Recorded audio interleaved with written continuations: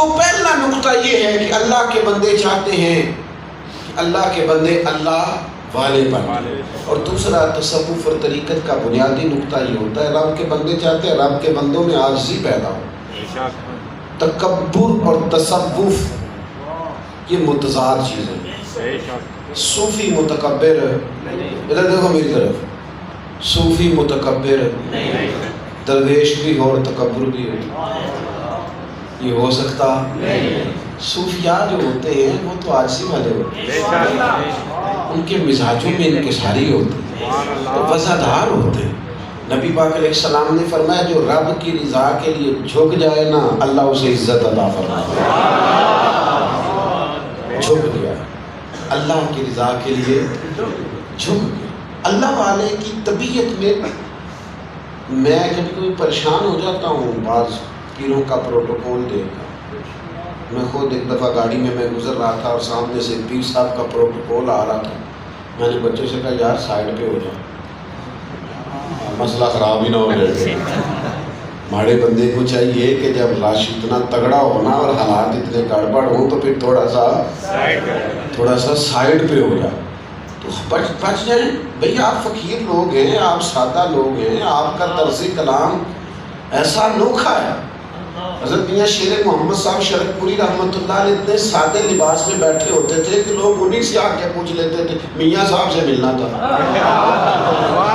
انہی سے اٹھ نہ بھلیا اور چلو تھے بسیے جتھے بس دے سارے ہی انے، نہ کوئی ساڈی ذات پچھانے نہ کوئی سانو مننے۔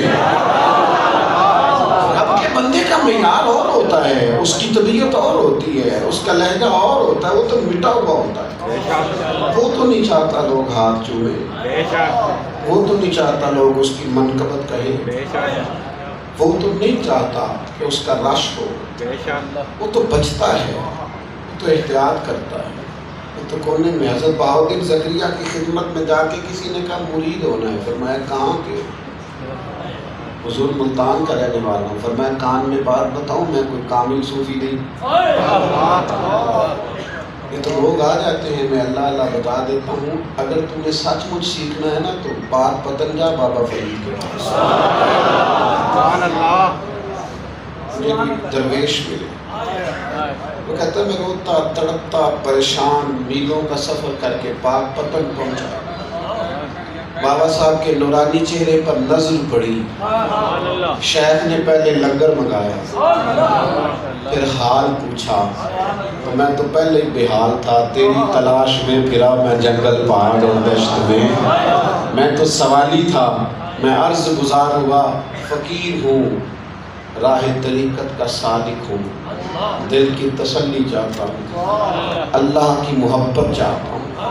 رسول خدا کا عشق چاہتا ہوں،